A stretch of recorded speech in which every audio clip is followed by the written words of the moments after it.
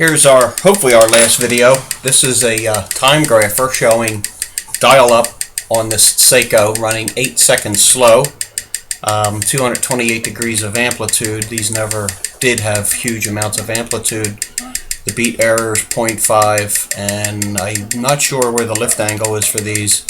It's either 54.5 or 50, so I set it at 52. It's close enough. The additional dots that are showing up are from me talking, believe it or not. So I like to regulate these, dial up, and get them as close as I can. And for regulating, let's go to the movement. On the balance, there are two levers. You have one here and then one next to it. This one is the terminal end of the hairspring. That sets our beat error. This one sets our rate. And because I have it on the time grapher upside down, I have to rotate it so I can read it so it's dial up. And I'm gonna come back here, and I'm gonna concentrate only on that 0.6 millisecond beat error, and I'm going to move the lever the slightest bit, and you'll see that change. I don't have the camera on that lever. It's just I just take a screwdriver blade and give it a nudge. Stopping the machine and restarting will give you a quicker reading, so that's what I'll do.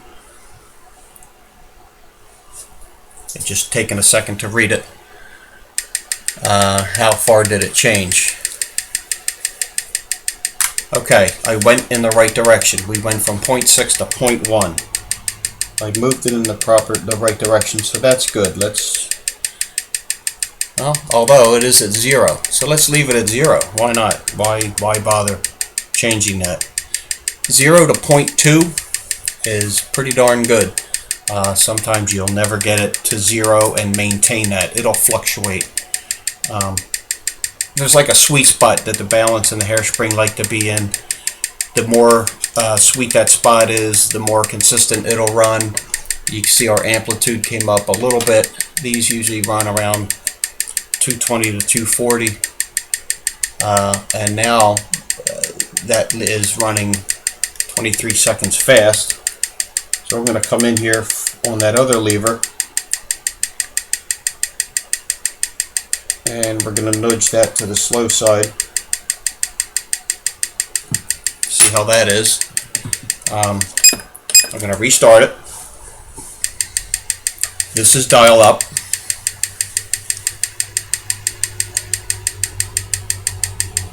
Okay, a little too far, 32 seconds slow. So we're going to nudge that and speed it up a bit. These levers are very sensitive to adjustment. They're not going to run as accurately as a Swiss watch, but they can be regulated pretty close. There you go, plus 7 seconds, dial up, 0. Well, that's not too shabby. And we're running pretty good beat error, 0.0 milliseconds, and now it's down to 0.3, or 2 seconds slow, 3 seconds slow per day. This is dial up. I could adjust this to 6 different positions. It doesn't matter. It's a mechanical timepiece. It's Japanese.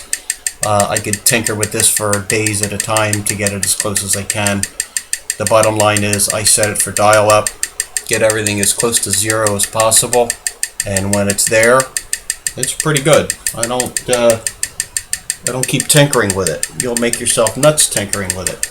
So I'm happy with that. That was a quick regulation. I'm going to take the watch off. Where are we? Look at that, 0.1. That's not too bad. We're going to turn that off. We're going to take this out. I have the I have the whole case in a case holder, not a movement holder, a case holder. Whoops.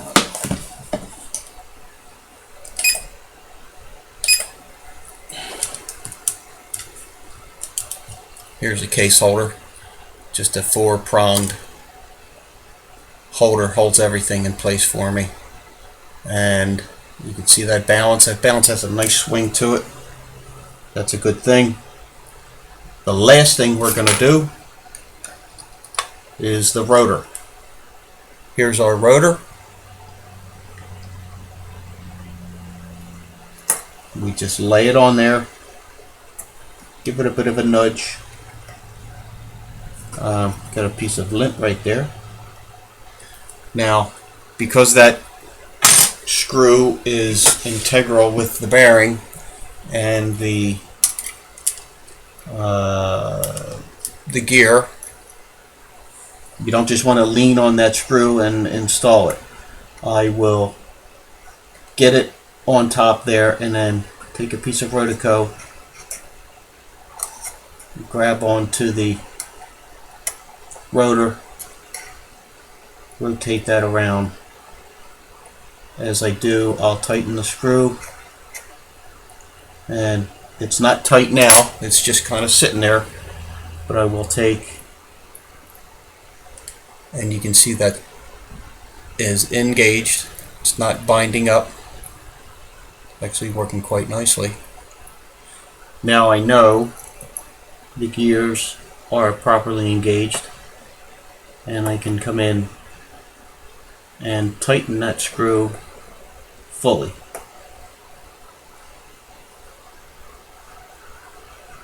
It's a pretty big nut right there, and we give it a test. It's working good, it's looking good. Not too bad. I have the case back here. We can lay that on, screw this down. I'll take a wrench to it later. For now, it's just finger tight. And there you have it. A fully serviced, of course the crystal's a little dirty, a fully serviced Invicta with a Seiko movement, ticking away nicely, working good. Give you a few more years of service out of that.